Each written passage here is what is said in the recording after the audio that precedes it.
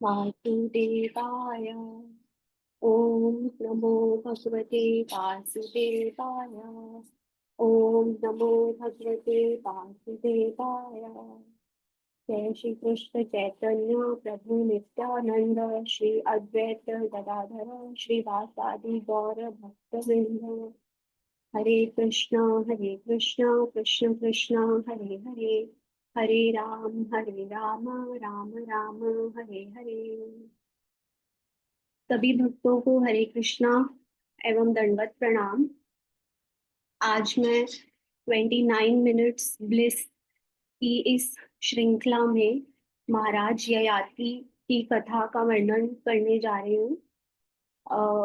इस कथा का वर्णन श्रीमद् भागवतम के कैंटो 9 चैप्टर 17, 18 और 19 में किया गया है। तो कथा इस प्रकार शुरू होती है। शील सुखदेव गोस्वामी गंगा जी के तट पर महाराज परीक्षित को कथा सुना रहे हैं। महाराज परीक्षित जब कथा सुनने के लिए गंगा जी के तट पर आकर बैठते हैं तो सभी पूरे विश्व के ऋषि मुनि वहां पर आकर अपने शिष्यों के साथ बैठते हैं, क्योंकि भगवान की कथा सुनने से भगवान के प्रति प्रेम बढ़ता है। तो कथा इस तरह प्रारंभ होती है।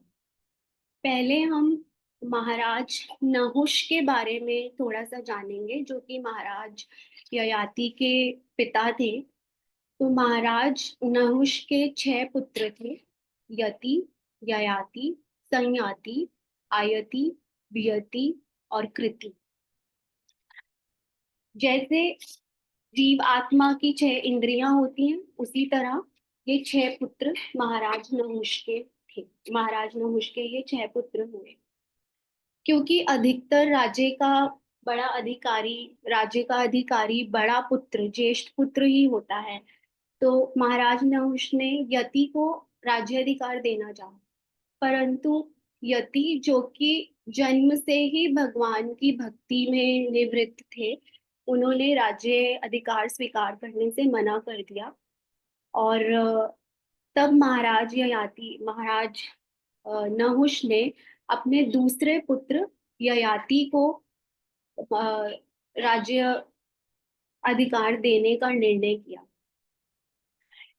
यहाँ राज्य अधिकार देने का निर्णय किया।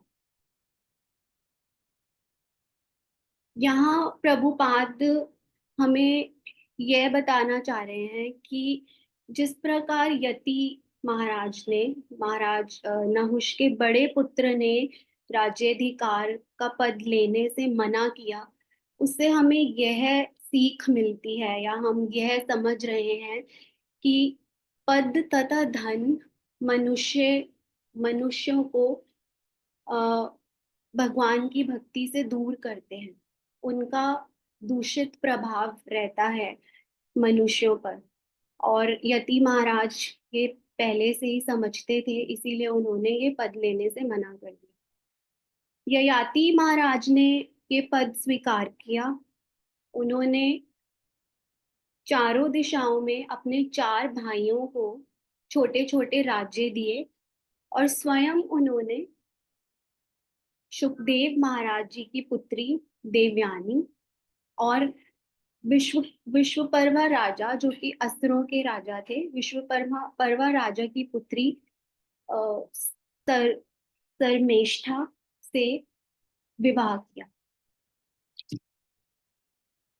अब प्रसंग कुछ इस तरह है कि एक बार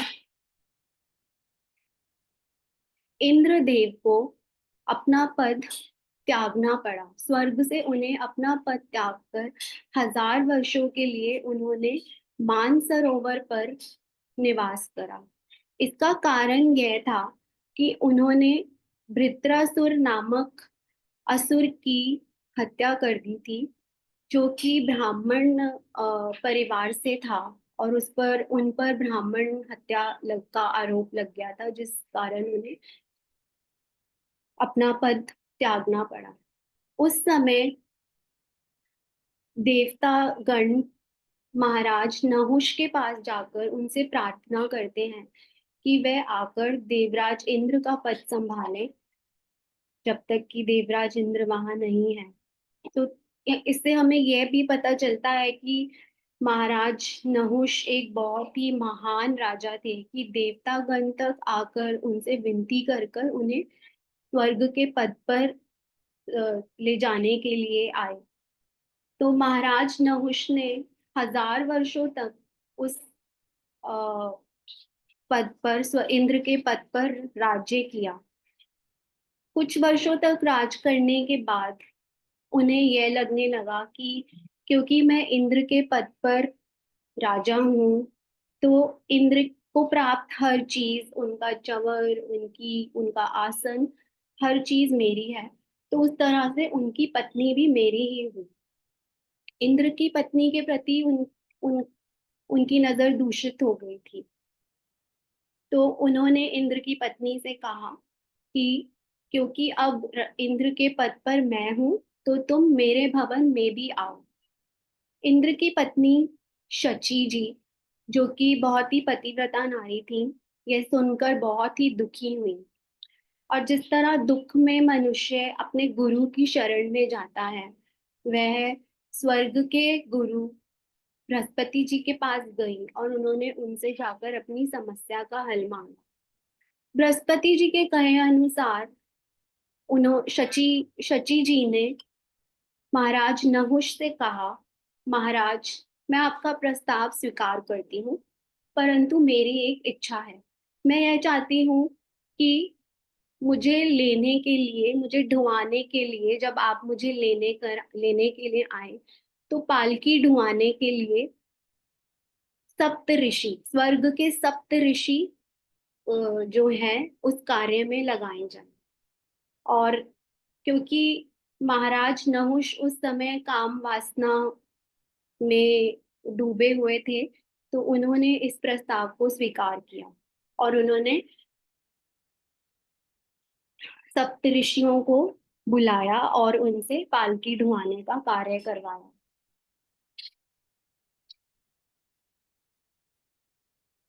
अब जब सप्तऋषि पालकी को लेकर शची जी के घर जा रहे थे, तो महाराज नहुष उन्हें जल्दी जल्दी चलने को कह रहे थे। संस्कृत में सर्प सर्प सर्प सर्प यानी जल्दी चलो कह रहे थे। और सर्प सर्प कहते कहते उन्होंने ऋषि अगस्त्य जी को अपने पैर से मार दिया। इस पर ऋषि अगस्त्य जी बहुत क्रोधित हुए और उन्होंने पालकी को नीचे रखकर नहुष जी को श्राप दिया, तुम सर्पा सर्पा कह रहे हो, तो तुम तत्काल सर्प हो जाओ। इतना कहते ही नहुष महाराज तुरंत सर्प में परिवर्तित हो गए, अजगर के रूप में परिवर्तित हो गए। उनका सारा वैभव, सारा ज्ञान एक क्षण में लुप्त हो गया। वह हाथ जोड़कर अजगर के शरीर में ही अगस्त्य जी से प्रार्थना करने लगे। अगस्त्य जी ने कहा कि जब तुम किसी श्रेष्ठ व्यक्ति से वार्तालाप करोगे तो इस श्राप से मुक्त हो जाओगे। उनकी उनकी मुक्ति की कहानी के बारे में मैंने नहीं पढ़ा है कि उनकी नहुष जी की मुक्ति किस प्रकार हुई थी। बट वर्णन आगे का वर्णन इस प्रकार है कि जब नहुष महाराज सर्प के रूप में परिवर्तित हो गए थे, उस समय ययाति जी ने राज्याधिकार प्राप्त करा। उससे पहले नहुष महाराज स्वर्ग में बैठकर ही धरती और स्वर्ग दोनों का संरक्षण कर रहे थे। और उनके अजगर रूप में परिवर्तित होने के बाद ही ययाति महाराज ने राज्याधिकार संभाला। महाराज ययाति, अब हम महाराज ययाति के बारे में जानेंगे। अब उनके जीवन की कथा शुरू होती है। महाराज ययाति बहुत धर्मात्मा पुरुष थे। उन्होंने शासन पर आने के बाद अपने 4 भाइयों को चारों दिशा में राजा बनाया और शुक्राचार्य जी की पुत्री देवयानी और राजा विश्वकर्मा की पुत्री शर्मिष्ठा के साथ विवाह किया। अब एक ब्राह्मण की पुत्री थी और एक क्षत्रिय की पुत्री थी। इतनी कथा सुनकर परीक्षित महाराज सुखदेव गोस्वामी जी से प्रश्न करते हैं कि एक क्षत्रिय होते हुए भी महाराज ययाति महाराज ने ब्राह्मण की पुत्री देवयानी से विवाह क्यों किया। तो इस पर सुखदेव गोस्वामी जी यह कहते हैं कि यह इसमें भगवान कृष्ण की मर्जी थी। यह यह ईश्वर का विधान था। तो इसकी कथा इस प्रकार से है कि एक बार राजकुमारी शर्मिष्ठा अपनी सखियों को लेकर, जिनमें कि सुखदेव गोस्वामी जी की पुत्री देवयानी भी थी, अपनी सखियों को लेकर वन में घूम रही थी। वहीं वन में एक सुंदर सरोवर था। भ्रमण करते करते उन सभी को स्नान करने की इच्छा हुई और वह स्नान करने लगे। तभी अकस्मात श्री शिव और श्री माता पार्वती वहां से गुजरे। तो जल्दी जल्दी में उन्हें दूर से आता देख तुरंत सभी सखियों ने, सभी युवतियों ने अपनी लज्जा बचाने के लिए पानी से बाहर आई और अ, राजा पुत्री शर्मिष्ठा ने गुरु पुत्री देवयानी की गलती से साड़ी पहनी। यह देखकर देवयानी बहुत क्रोधित हुई और क्रोध में आकर देवयानी ने अति कटु वाणी से शर्मिष्ठा को डांटने लगी। उन्होंने बहुत ही कटु शब्दों से देवयानी का उन्होंने बहुत ही कटु शब्दों से शर्मिष्ठा का तिरस्कार किया। हाँ, शर्मिष्ठा राजा की पुत्री थी, परंतु देवयानी को भी इस बात का बहुत ही अभिमान था कि वो गुरु शुक्राचार्य जी की पुत्री हैं और अ, गुरु शुक्राचार्य जी एक बहुत ही महान गुरु हैं। तो उन्होंने शर्मिष्ठा जी का तिरस्कार करते हुए, भागवतम में बताया जाता है कि उन्होंने रानी शर्मिष्ठा का तिरस्कार करते हुए दो ऐसे उदाहरण दिए जो कि बहुत ही कठोर थे। उन्होंने कहा कि मेरी साड़ी पहनकर तुमने ऐसा कार्य किया है जैसे कि एक शूद्र वेदों को पढ़ के करता है। और दूसरा, उन्होंने ये कहा कि मेरी साड़ी पहनकर तुमने ऐसा कार्य किया है जैसे कि कोई कुतिया हवन सामग्री में के लिए रखे हुए घी को आकर पी जाती है। यह सुनकर शर्मिष्ठा बहुत क्रोधित हो गई और शर्मिष्ठा ने भी बहुत कटु वाणी से देवयानी को डांटा। पर दोनों की वाणी में अंतर ये था कि देवयानी अपनी बात कहते हुए साथ साथ भगवान का गुणगान गा रही थी। वो अपनी बात कहते हुए कृष्ण की कृष्ण की बातें कह रही थी। वो वो ये कह रही थी कि हम वेद शास्त्र को जानते हैं, हम भगवान के मुख हैं। भगवान कृष्ण पूरे विश्व का पालन करते हैं। भगवान कृष्ण परम पावन है और हम भृगु वंश के हैं। तो उसकी वाणी में गुस्से में भी भगवान का वर्णन था और उधर ही शर्मिष्ठा के शब्द इस प्रकार थे कि तुम्हारे घर की रोजी रोटी किस तरह चलती है। तो यहाँ पे हम शर्मिष्ठा का ये कहना था कि महाराज कि सुखदेव गोस्वामी जी का के परिवार का पालन पोषण उनके पिताजी द्वारा किया जाता है। जिसे सुनकर देवयानी बहुत क्रोधित हुई।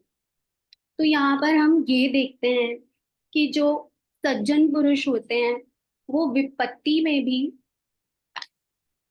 मुख से उनके उनके विपत्ति में भी उनके मुख से भगवान का नाम निकलता है, परंतु दुष्ट व्यक्ति के मुख से संपत्ति में भी अपशब्द ही निकलते हैं।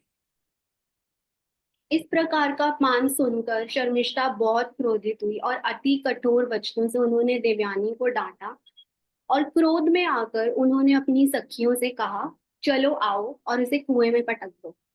क्योंकि वो रानी थी तो सभी उनकी बात तुरंत मान गई और सखियों ने पकड़कर देवयानी को कुएं में पटक दिया और वहां से चले गए। अब देवयानी कुएं में पड़ी थी। दूसरी तरफ महाराज ययाति जल खोजने के लिए वहां पहुंचे और उन्होंने कुएं में देवयानी को पड़े हुए देखा। उन्हें दया आ गई और उन्होंने दयावश देवयानी को अपना ऊपरी वस्त्र देकर बाहर निकाला।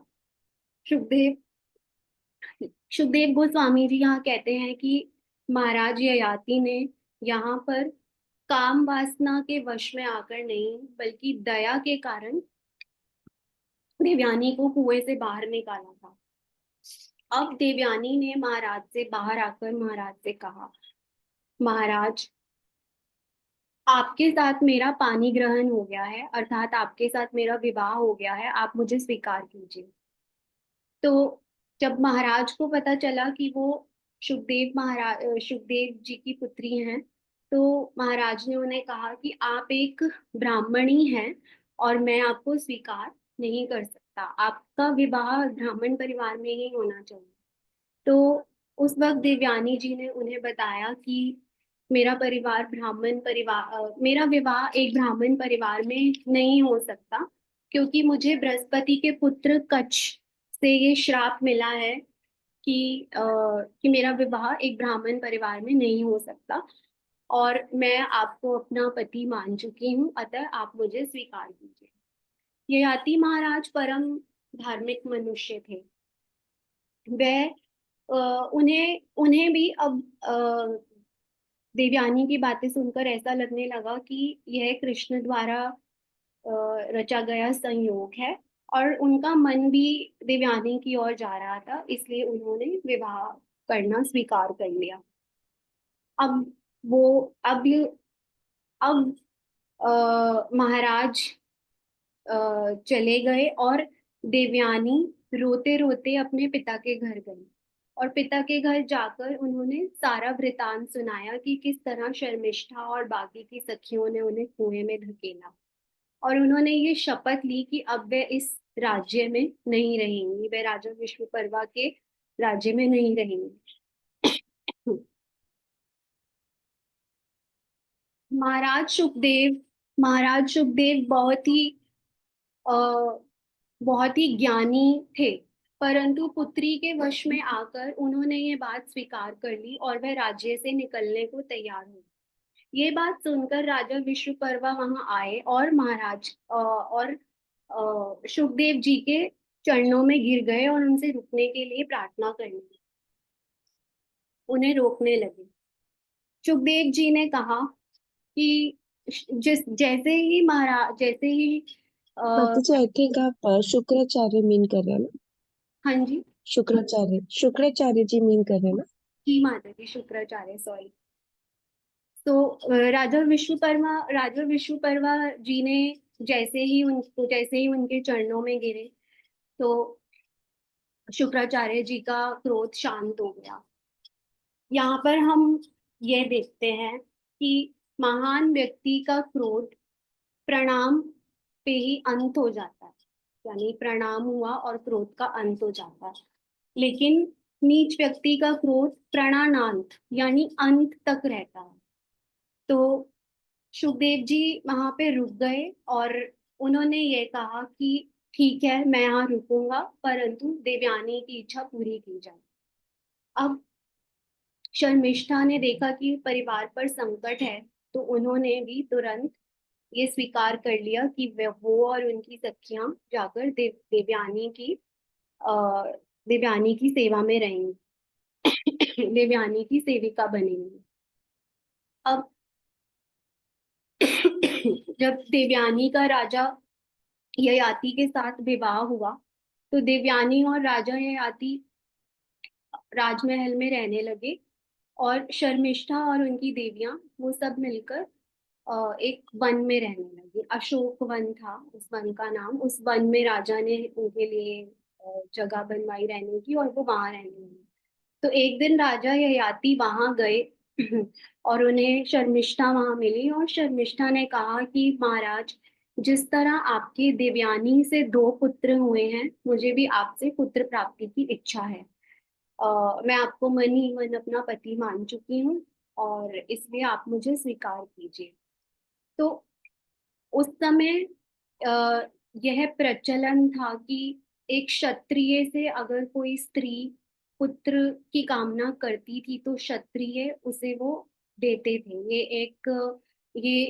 ये उनके धर्म में आता था। तो महाराज ययाति बहुत ही धार्मिक राजा थे। उन्होंने अपने धर्म का पालन करते हुए शर्मिष्ठा की इच्छा को पूरा किया। तो देवयानी से अ, 2 पुत्र हुए जिनके नाम यदु और तिरुवसु थे। और अ, रानी शर्मिष्ठा से उन्हें 3 पुत्र हुए जिनके नाम द्रिहु, अनु और पुरु थे। जब अब जब देवयानी को ये बात पता चली तो वह अति क्रोधित हुई और वह गुस्से में अपने पिता शुक्राचार्य जी के घर चली गई। क्रोध में उनकी बुद्धि काम नहीं करी और उन्होंने वहां जाकर अपने पिता को सब कुछ बताया।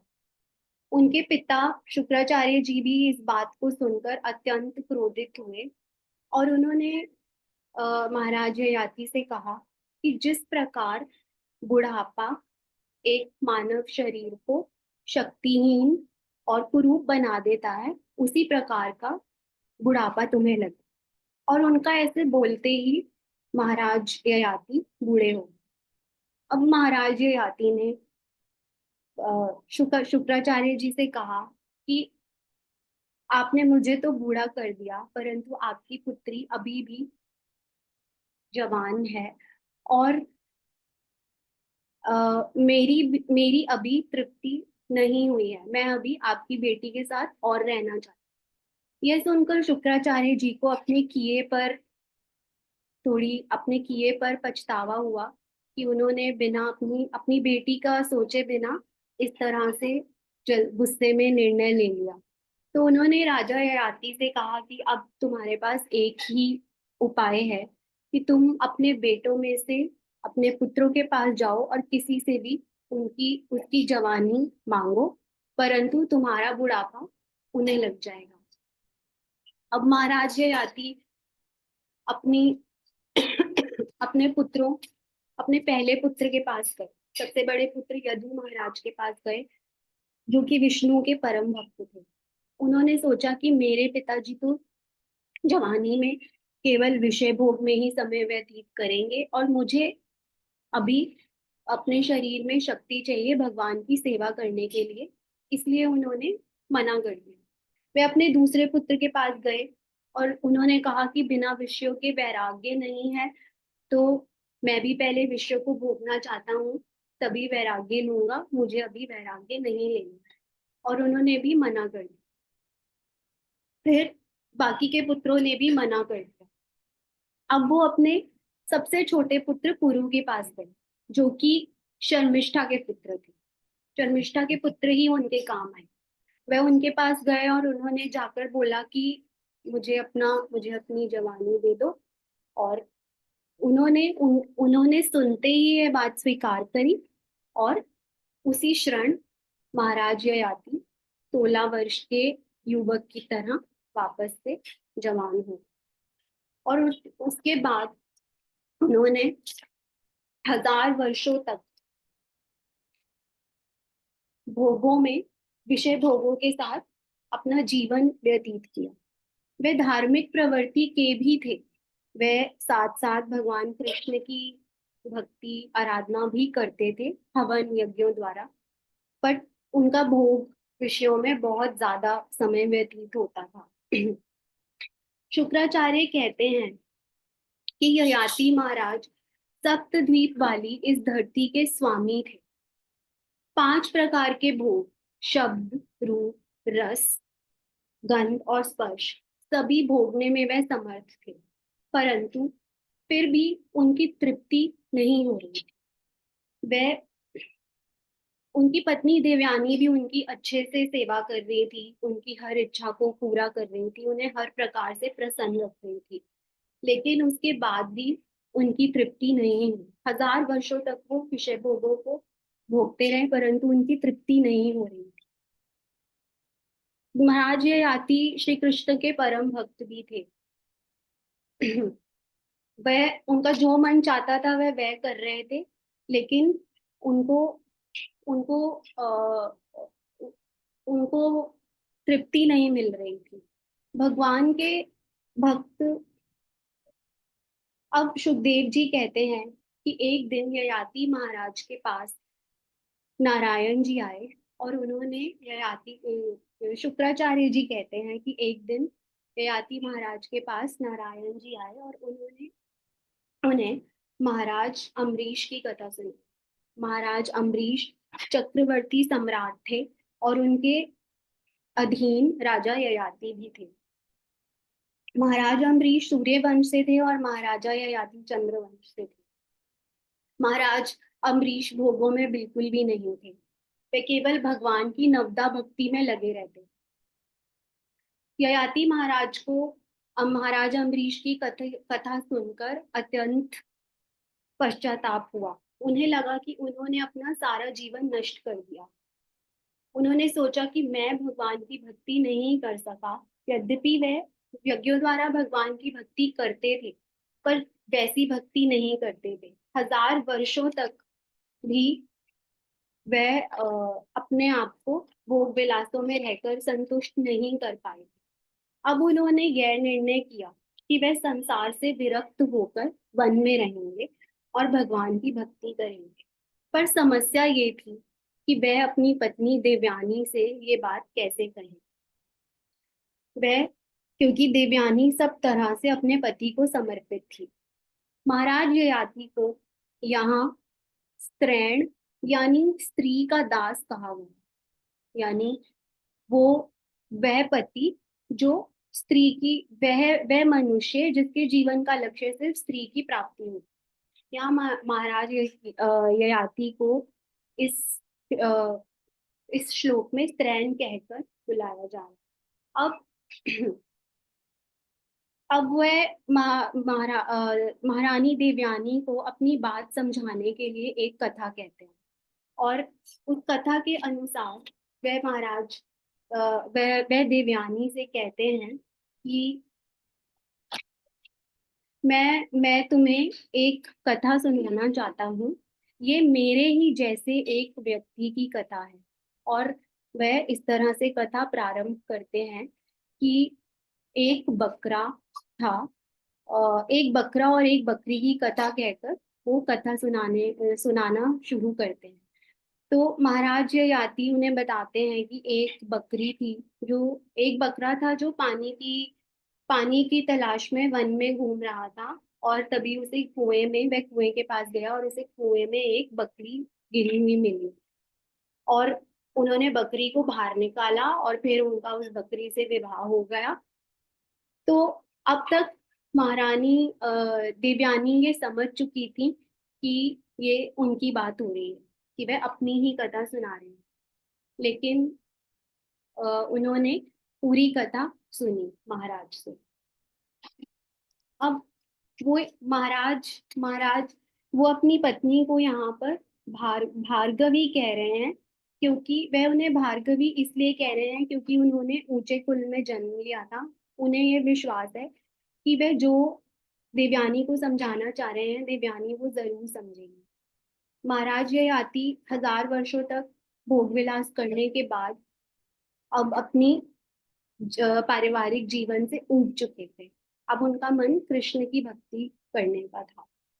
तो महाराज ययाति कहते हैं, इस प्रकार कहते हैं कि जो लोग वानप्रस्थी होते हैं, धीर होते हैं, मोह माया से लुप्त होते हैं और भगवान की भक्ति करते हैं, कभी कभी ऐसे भक्त मेरे जैसे व्यक्ति के बारे में चिंतन करके शोक मनाते।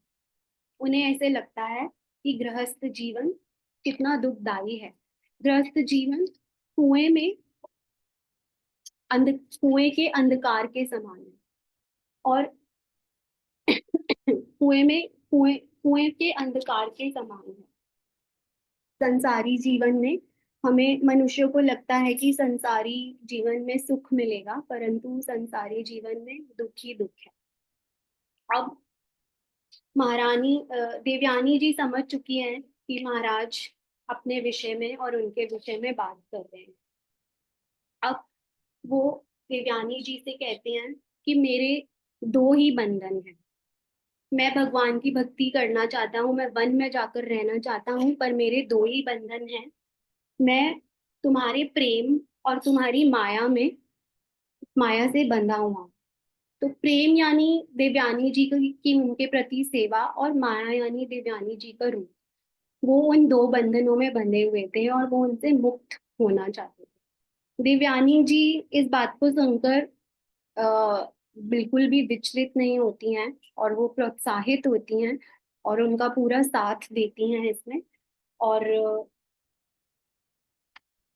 कहती हैं देवयानी जी उनसे उनसे पूछती हैं कि आप इस तृष्णा को कैसे त्यागेंगे। तो महाराज ये आती कहते हैं कि सबसे पहले मैं अपना मन कृष्ण भक्ति में लगाऊंगा। जब कृष्ण की सुंदरता में मन लगेगा तो भोगों में मन नहीं लगेगा। मैं अकेला रहूंगा और मैं देह से भिन्न अपने स्वरूप का चिंतन करूंगा। अब मैं पशुओं के साथ वन में रहूंगा। और दूसरी बात मैं ये करूंगा कि मैं देखे हुए सुने हुए लोगों को मैं मानूंगा कि वह नहीं है। संसार में दिखेगा भी, सुनेगा भी, पर मैं उन सबको मिथ्या मानूंगा और केवल कृष्ण की भक्ति में ही अपना समय लगा बिताऊंगा। ऐसा कहकर वे अपने 5 बेटों को बुलाते हैं और सभी को छोटे छोटे राज्य देकर, बाकी 4 पुत्रों को छोटे छोटे राज्य देते हैं, और पुरु को, जिन्होंने कि उन्हें अपनी जवानी दी थी, उन्हें वह बड़े बड़े राज्य का उत्तराधिकारी बनाते हैं। वह पुरु को कहते हैं कि मैं कृतज्ञ हूँ, तुमने मुझे अपनी जवानी दी थी, तुमने मेरी आज्ञा का पालन किया था, पर अब मैं तुम्हें ये वापस देना चाहता हूँ। और उसी समय वह वापस से बूढ़े हो जाते हैं और पुरु जवान हो जाते हैं। एक क्षण में ही वह सब छोड़ देते हैं। यहाँ पर प्रभुपाद जी इसकी उपमा एक पक्षी के साथ करते हैं। जो पक्षी उड़ना सीखते ही, जैसे ही उड़ना सीखता है, अपना घोंसला छोड़कर वहां से निकल जाता है। और उसी प्रकार से अब जब महाराज ये आती 1000 वर्षों तक भोगने के बाद, वो अब उनको ज्ञान, वैराग्य, भक्ति के पंख लग गए हैं और वह भगवान के लिए वन को जाना चाहते हैं। तो इस प्रकार से भारत के राजाओं ने भगवान से प्रेम किया। अब राजा ययाति हर प्रकार की आसक्ति से मुक्त थे। उन्होंने लोगों का संग और लोगों के संग से उत्पन्न अटैचमेंट, सब चीजें छोड़ दी थी। पत्नी, पुत्र, राज्य, सुख, वैभव, सभी सुखों का त्याग कर दिया था, और श्री कृष्ण का भजन चिंतन करने के कारण अब उन्हें श्री कृष्ण की अनुभूति होने लगी। शुक्राचार्य जी कहते हैं उनका त्रिलिंगे समाप्त हो गया था। त्रिलिंगे यानी 3 गुण, रजोगुण, सतोगुण और तमोगुण समाप्त हो गए थे।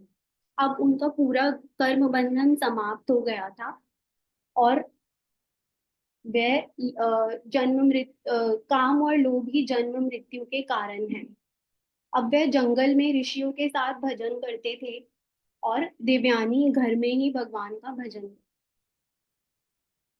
ययाति महाराज ने देवयानी को सिर्फ कुएं से निकाल कर ही उनका उद्धार नहीं किया, बल्कि भगवान की भक्ति की तरफ उनको प्रोत्साहित करके भी उनका उद्धार किया।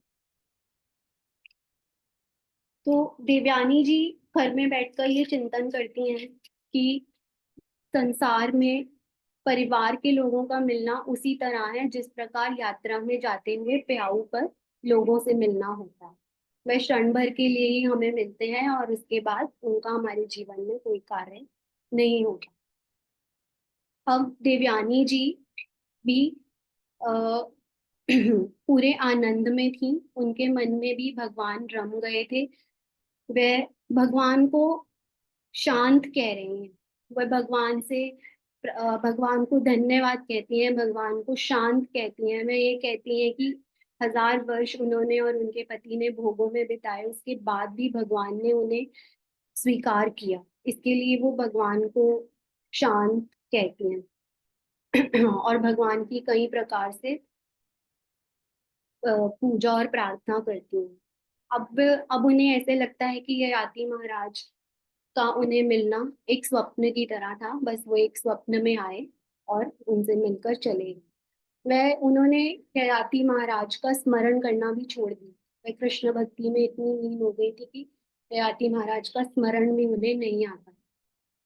तो हम इस कथा से यही सीखते हैं कि जिस प्रकार कि जिस प्रकार महाराज ययाति ने और उनकी पत्नी देवयानी ने 1000 वर्षों तक भोग विलास करने के बाद भी भगवान की भक्ति, भगवान की शरण में गए, कृष्ण की शरण ली, उसी प्रकार हमें भी ये नहीं सोचना चाहिए कि भगवान हमें स्वीकार नहीं करेंगे। हम वो तत्पर तैयार हैं हमें स्वीकार करने के लिए, सिर्फ हमें उनकी भक्ति में अपना ध्यान लगाना है, उनका नाम जप करना है। श्री प्रभुपाद जी ने हमारे लिए बहुत ही मेहनत करके विश्व भर में मंदिर बनाए हैं और बहुत ही सिंपल चीजें जो है हमसे करने को बोली हैं।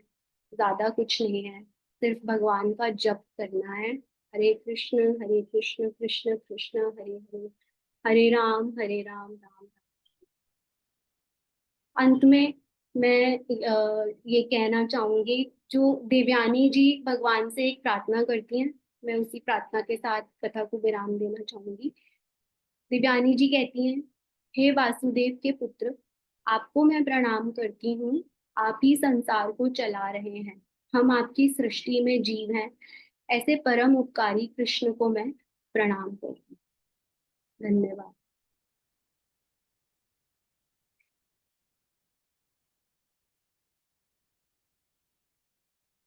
हरे Krishna. Thank you, Mataji, for the wonderful class. बहुत अच्छे से आपने explain किया into the stories. कृष्ण माता जी, बहुत अच्छा क्लास था। हरे कृष्ण माता जी, बहुत सुंदर।